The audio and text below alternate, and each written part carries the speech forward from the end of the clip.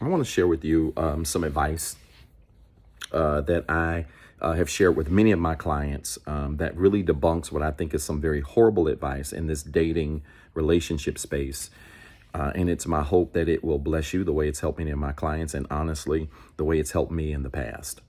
A little while ago, when Lori Harvey was hot in the news about her dating decisions and behaviors and habits, people had really two different opinions. One opinion was, girl, go ahead and date them all. Another opinion was, you're doing too much. And I will say to you that I believe you should not date them all. And there's really one main reason. I'll get to that in a second. Before I say that, I want to say this, that my relationship advice, dating advice on my channels that I give to clients as well has always been gender neutral. I don't care if you're a man or a woman. What's good for one is good for the other.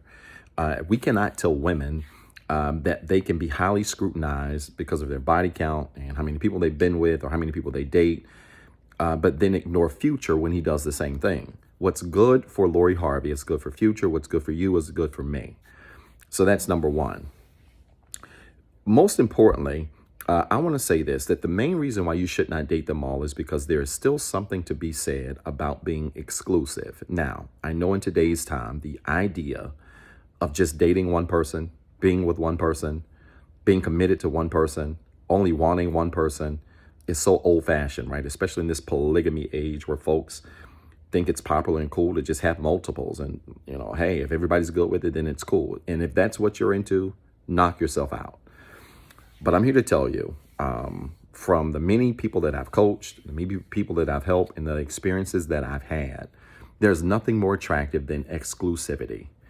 Knowing that you are connected to someone, or that you are that someone who is exclusive, who's not for the streets, who is not all over the place, who can't be easily had, who can't be easily slept with, who can't be easily dated, who can't be easily called, who doesn't waste their time entertaining all types of offers and propositions is an incredibly attractive thing. And so exclusivity really opens up the door for you to really raise the way you show up in spaces. Now, let me give you 3 practical things you can do to help you in this dating space. Number one, I want you to sit down and make a list of 15 to 20 things that you want from a mate or someone that you want to connect with. 15 to 20 traits, characteristics, and then become those things. And not only do I want you to become those things, I don't want you to date until you do. Now, the reason why the number is 15 to 20 is because most people that I've had make this list before, they do what common people do. They put things on the list that are very superficial, sexy, attractive, beautiful, gorgeous, handsome, thick, six-pack, whatever, tall, short. They put all of these superficial things, and that stuff is cool. We all have preferences. That's fine. But also included on that list should be things of substance: nice, kind, secure, stable, thoughtful, generous, blah, blah, blah, blah, blah. But I want you to make your list, and before you go on a single date, I want you to become those things first. Now, what separates the normal person from the exceptional person with an exceptional spirit, with exceptional energy, is that people who do the work, when they show up in dating spaces, you can see it. It's as plain as day. I can't tell you the number of people, I'm not talking about on dates, I just go to the mall. I can't tell you the number of times I've gone to the grocery store and literally random people have stopped me and said, you know what, dude, I don't know you. There's something different about you. What do you do? Right? That's how the conversation starts, because when we do the work, it radiates on the outside of us. Some of you need to put a pause on the dating game right now. I don't care if it takes you 3 months to become it, 6 months to become your list, or a year to become your list. You need to put a pause on your dating, create the list of things that you want from someone, and then go back and make sure you're those things. Ladies, if you want him to be successful, if you want him to be spiritual and emotionally mature and to be grounded, then you need to show up with a good attitude yourself. Fellas, if you want her to be shaped well, because men a lot of times tend to be very visual, you want her to be shaped well and look nice and beautiful and attractive and show up well put together, you need to, again, make sure your stomach is not hanging over your belt. You need to make sure that you show up as what it is you expect from the other person. So that's number one. Second thing that I want you to think about doing is getting to know people besides DMs or social media. One of the downsides to today's time is that you can meet so many people through social media, dating apps, if that's what you're into, all of that stuff. But the problem is most people are rarely what they are in person. They're rarely the same thing online. In other words, what they are online and what they are in person are typically two totally different things. They're rarely the same. Not all the time, but especially for people who are not doing the work. The beautiful thing about filters is that you can present yourself in whatever way you want to.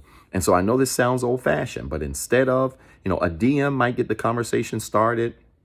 Seeing somebody on social media might get the conversation started. But I would, even if you don't want to give your number out, set up a Zoom call.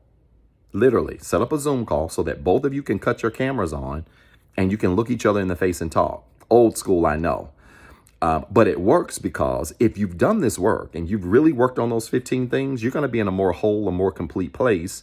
And when you connect with people who are not, you'll be able to see it. It'll be clear as day. Something just won't be clicking. Something just won't be right. And that's because you have taken the time to put the work in on yourself. So again, I get DMs, I get texts, but they don't tell the whole story. I want you to get to know people as best as you can, face to face, even if it's virtually. The pandemic taught us that this is capable, or that we are able to do this, and then do that so that you can really understand who people are. Here's the final thing that I want you to think about doing, and it's this. The third solution I want to give you is this. Set a standard and stick with it.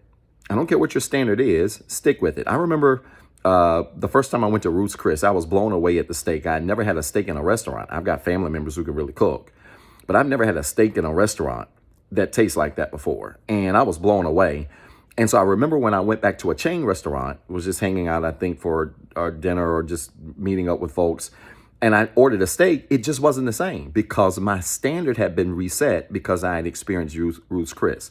By the way, Ruth's Chris, if you want to sponsor this video, get at me. Here's the point. It's hard to set a high standard and then go backwards. And my concern for many people today is that because they are so desperate to have someone, they're looking at their biological clock. They're saying they're getting too old. Nobody's going to want them because they have this. You start settling. And when you start settling, you go back on your standard. And I'm here to tell you, my friend, it's hard to go back to bologna when you've had steak. It's hard to go back to chain steak when you've had 5-star steak. I need you to set a standard in your life when it comes to your dating life, or even who you connect with in terms of friends and just people in general. I need you to set a standard and stick with it, because when you do, you're going to see that your choices are not only going to be better, but your expectations are going to be high, that you literally then will begin to attract into your life only those things that align with your expectations. In fact, some people will repel themselves from you because they can look at you and say, I don't quite meet that standard. I can't afford that Ruth's Chris. I can't afford, whatever you are, right? That Maserati. Y'all like to go in on me about my Maserati example, whatever it is, but set your standard and stick with it. Okay. I hope this made sense. If it did, do me a favor. I want you to type church in the comments with 3 R's. And then remember, you've got 2 jobs. 1, be better today than what you were yesterday. And 2, don't forget what I told you.